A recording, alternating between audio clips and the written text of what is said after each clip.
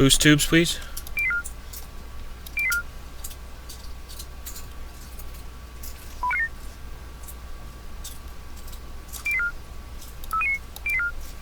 Okay, weapons are ready. Fire an EMP. And nuke.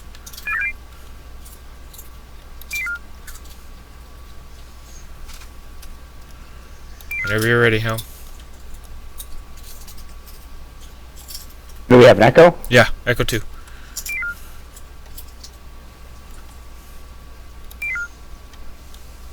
Drop. Drop. They're away. Coming back. Okay, homings. Let's see how many fighters we can take out with the Spud. Loading.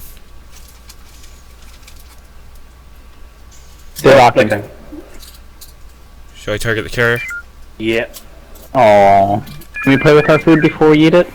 Aww. 4 torpedoes away. Damn. I think homings are more powerful than we thought. You just need to fire 4 at a time. Wait. Player torpedoes fired, 157. Mine's detonated, 36.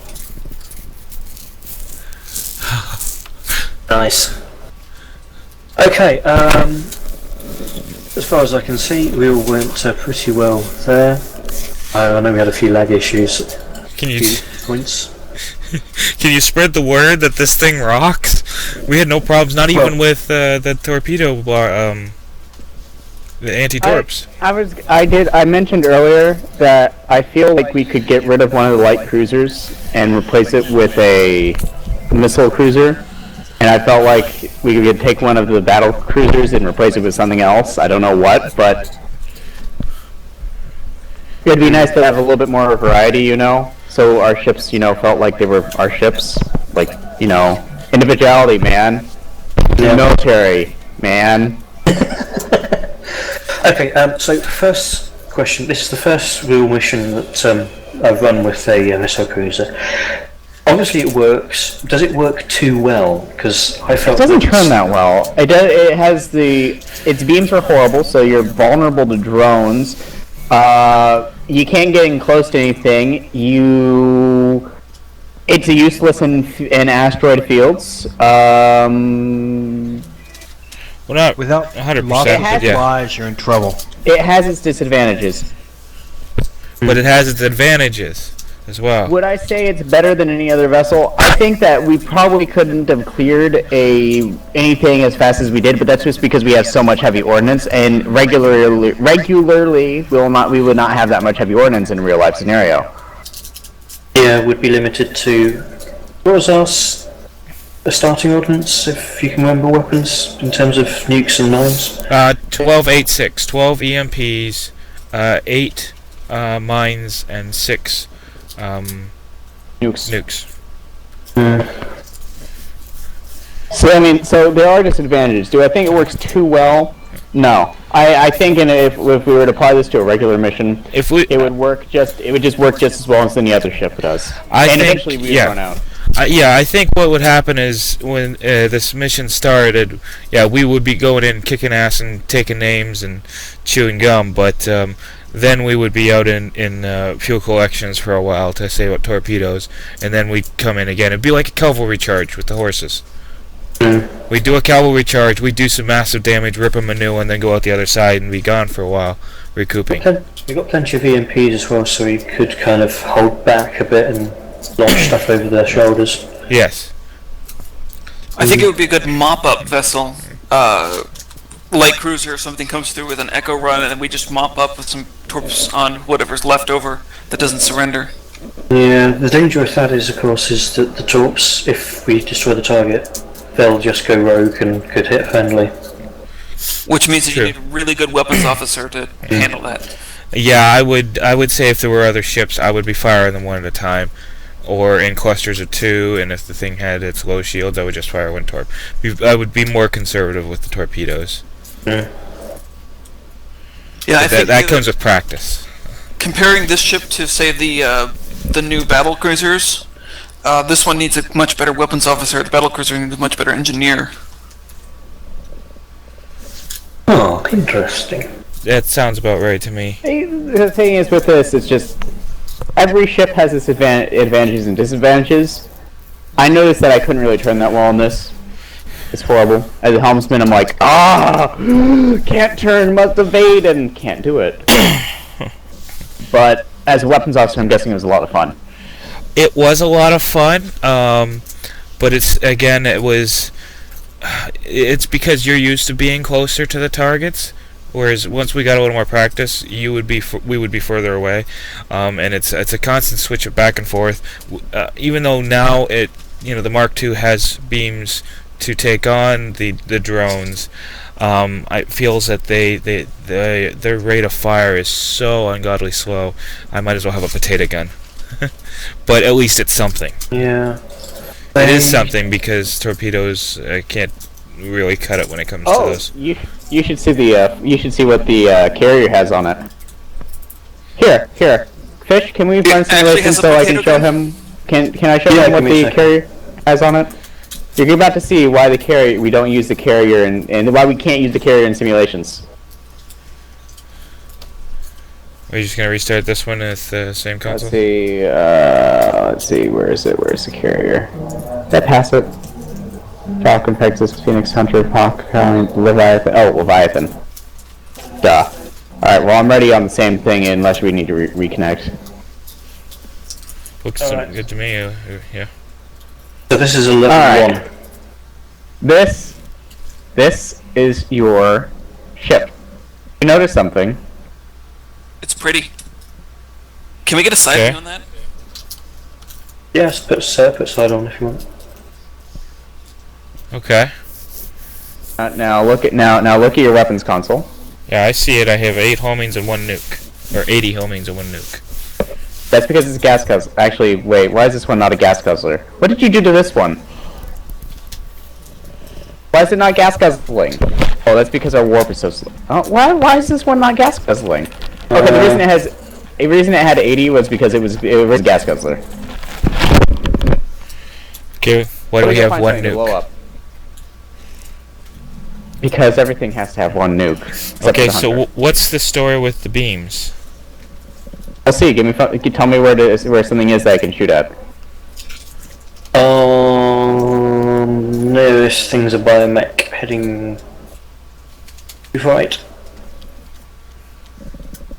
What heading? 248.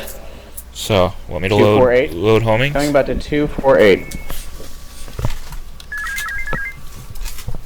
Also, notice that our warp 1 is extremely slow. Well, if this is just a test, go out to a higher warp. I'll convert. Here's warp 4. This is why we're a gas guzzler. It doesn't look too bad. Warp 2 for another ship, I think. Here, this is warp 1 for every other ship. Is our warp 2, and it's gas guzzler. See, now we're in this, and we can only go warp 1. It's like, oh fuck.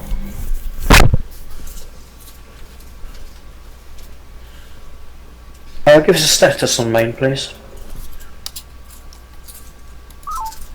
Info, you mean? Yeah, info. They changed the name of that a couple of releases ago. Originally, this was going to be called the Excalibur because if you look at it from the top, it's semi-shaped like a sword because the one it's based off of is shaped like a sword. The Thunderchild looks like a sword at the top when you look at it. Why does it have a blue line coming out? Here, that's where the beams meet. Okay, I get you. Swing this way. Target 10k. Which way is it? 180, call it. Alright, we're going to show you why. Be ready to raise those shields. Our shield strength is where we have 400 shields, which is like twice this anything. Yeah, it's twice as dreadnought. Alright. Target the bitch. Targeted. Shields are up. Alright, I'm gonna turn and try to get close to it. They won't get through our shields, just watch. We're gonna sit here and just let it come towards us. Now look on your main screen.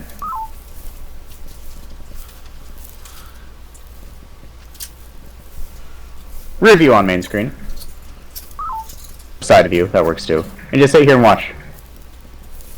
So their forward shield's at 57, 57, 56, 56, 56, 55, 55, 4. I got bored. Yeah. Just fire a torpedo. We see, it could be a lot worse. Did you just nuke it? No, I did not nuke it because we didn't take any damage. I just fired the rest of the torpedoes. That was. But do you see? But you see what I mean? How many tubes did we give you? 4? We have 4. Yes, but do you see what I mean? This thing is essentially like a missile cruiser. You don't have any heavy ordnance. You have 1 nuke because everything gets 1 nuke except the hunter. But I don't understand why. Why do you have to give it a nuke at all? Because everything has. Because it's a capital ship. Okay. This is supposed to carry fighters. This is supposed to carry a fighter wing. But this is what you have for your carrier, and it is slow. That's why it has so many torpedoes, because it's used. It's its fuel. It's like stoking a. This is what you're putting coal in the boiler. Yeah, I will add that we haven't fully balanced this one because it was obvious that we're not going to be in a position to be using it for a while. Let's imagine if I went rapid fire on the missiles, like, here, bring us to a stop. Engineering. I'll stop. You're at the. We have an engineer, right? Can you put all the coolant and all the power into the tubes? Engineer. Yep. All right, hold it there as long as you can.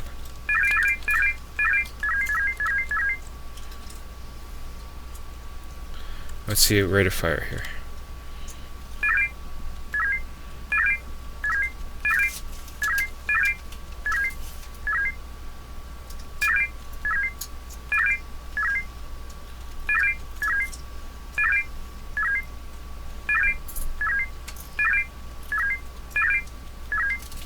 So you could potentially use it like a machine gun, but Yeah. So. Yeah, we're outputting slightly more than a battleship there, I think, in terms of damage per second. Actually, I would probably. Oh, whoops! Friendly fire. I would probably, yeah, turn us around. but yeah, this is target T-33. See what it takes to destroy it.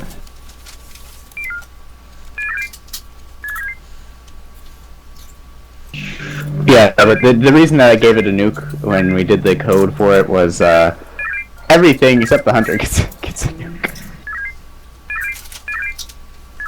Congratulations, you just destroyed our allied. Right. Allies. I'm going to have to call it a night fairly shortly, so... Yeah. Alright. Can't leave missiles in the tubes. No, you can't. So I'm going to be closing this down. Thank you very much, everybody. Nice little scenario we had User there. joined your channel. Yeah. User left your I channel. think, I wish we had a missile cruiser. I would really love to be a weapons officer on that thing. I'm a fan of the carrier myself, but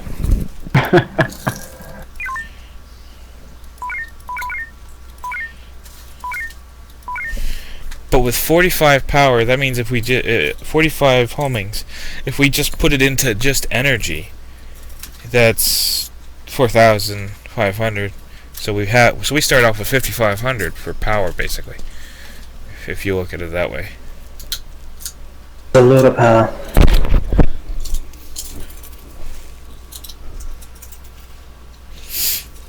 But the homings, you know, I know a lot of people say they're crap, and in the case of only having 10, yeah, they kind of are, because it takes 3 or 4 to kill anything. Yeah, that's one reason why in the mod we've boosted the yield, the damage they do, by something like 150%.